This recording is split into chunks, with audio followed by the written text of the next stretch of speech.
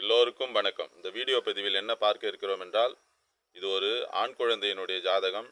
இந்த குழந்தை பிறந்ததிலிருந்தே உடல்நலக் குறைவு ஏற்பட்டு கொண்டு இருக்கிறது. மருத்துவ செலவு செய்து கொண்டிருக்கிறார்.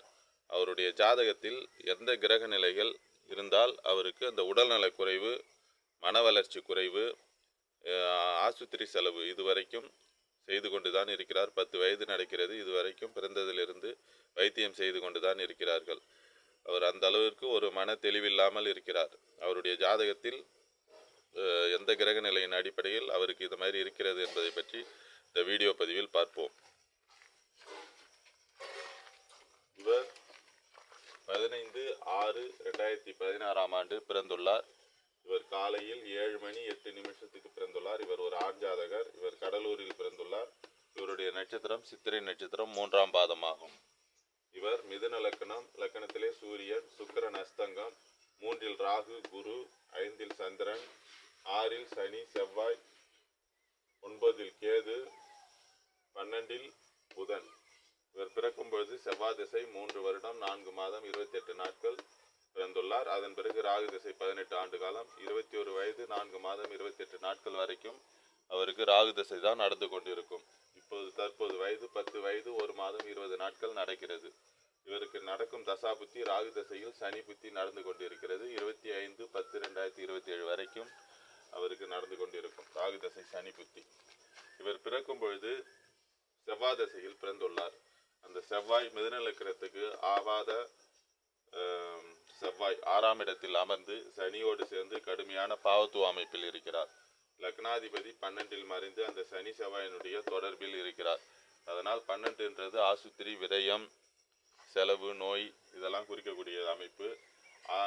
6ஆம் அதிபதி மிதுன லக்னத்துக்கு 6ஆம் அதிபதி செவ்வாய் கடுமையான சனியோடு சேர்ந்து கடுமையான பாவத்துவ அமைப்பில் இருக்கிறார். அதனால் லக்னாதிபதியை பார்ப்பதால் லக்னாதிபதி பலவீனம். 6ஆம் அதிபதி நோயை தரக்கூடியது. அந்த நோய் வந்திருக்கிறது. மன வளர்ச்சி குறைவான அமைப்பில் இருக்கிறார். அப்பொழுது 3 வருடம் 4 மாதம், அதாவது 3.5 வயது வரைக்குமே அவருக்கு அந்த செவ்வாய் திசை நடந்தது. அதன் பிறகு ராகு திசை வந்தது. ராகு நல்ல அமைப்பில் இருக்கிறார் என்றால் குருவோடு சேர்ந்து ஓரளவுக்கு சுபத்துவமாக இருக்கிறார். இருந்தாலும் சனி செவ்வாய் இருவரோடு சேர்ந்து அந்த சனியின் 10ஆம் பார்வை சூரியன் வீட்டில் இருக்கிற ராகு எரிச்சல் தன்மை அடைவார்.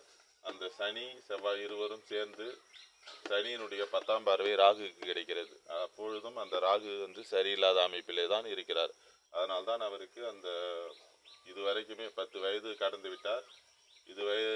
இதுவரைக்குமே அவருக்கு அந்த நோய் தொந்தரவு இருந்து கொண்டே தான் இருக்கிறது. 6ஆம் இடத்தில் இருந்து செவ்வாய் 6ஆம் ஆதிபத்தியத்தினுடைய தொடர்பை சனியோடு சேர்ந்து வாங்கி ராகுவுக்கு தருவதால் அந்த ராகு தசை முழுக்கவே அவருக்கு இது போல அமைப்பு. ஆனால் குரு இருப்பதால் அந்த பிரச்சனை சரியாக கொஞ்சம் கொஞ்சமாக சரியாக தீர்ந்து கொண்டு வரும். லக்னாதிபதியும் 12இல் மறைந்து சனி செவ்வாய் இருவரால் சேர்ந்து பாதிக்கப்பட்டு இருக்கிறார். இதுவும் ஒரு தவறான விஷயமாகும்.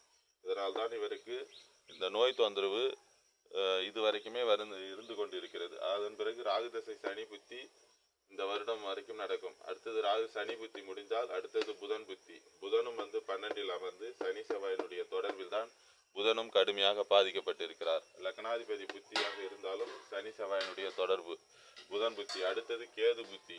கேது ஓரளவுக்கு நிவர்த்தியை தரக்கூடிய அமைப்பு. ஆனால் சனி செவ்வாயினுடைய உங்கள் 4ஆம் பார்வை ஓரளவுக்கு விழும். குருவினுடைய பார்வைக்கு கேது புத்தியில் ஓரளவுக்கு பிரச்சனை தீரக்கூடிய அமைப்பு கேது புத்தி. அடுத்தது சுக்கிர புத்தி. சுக்கிரன் 5ஆம் அதிபதி 12ஆம் அதிபதி அஸ்தங்கமாகி இருப்பது ஒரு தவறு. இந்த சுக்கிர புத்தியில் ஓரளவுக்கு விடுதலை சரியாக குணமாகும். அடுத்தது சூரிய புத்தியில் இருந்து நன்றாக இருக்கும். அடுத்து சந்திர புத்தி நன்றாக இருக்கும். இதுபோல் அது செவ்வாய் புத்தி கடுமையாக கொஞ்சம் கஷ்ட நஷ்டத்தை கொடுக்கும். இதுபோல் அவருக்கு சரியில்லாத தசா புத்தி லக்னாதிபதி 12இல் மறைந்து சனி செவ்வாயினுடைய பாதிக்கப்பட்டு இருப்பதால் நடக்கக்கூடிய தசை சனி செவ்வாயினுடைய தொடர்பில் இருப்பதால் அவருக்கு அந்த நோய் தொந்தரவு 6ஆம் இடத்தில் இருந்து தசை நடத்துவதால் அந்த ராகுவிற்கு 6ஆம் ஆதிபத்தியம் தொடர்பு இருப்பதால் அவருக்கு அந்த நோய் தொந்தரவு இருந்து கொண்டே இருக்கிறது. மன வளர்ச்சியில் சில வளர்ச்சி குறைபாடு இருந்து கொண்டே இருக்கிறது. இதுவே அவருடைய ஜாதகத்தினுடைய விளக்கமாகும். மற்றொரு வீடியோ பதிவில் வேறொரு தகவலுடன் பார்ப்போம். எல்லோருக்கும் வணக்கம். என்னுடைய தொடர்பு எண் 9994034255 என்ற எண்ணை தொடர்பு கொண்டு ஜோதிட சந்தேகங்கள் மற்றும் ஜோதிட விளக்கங்களை தெரிந்து கொள்ளலாம்.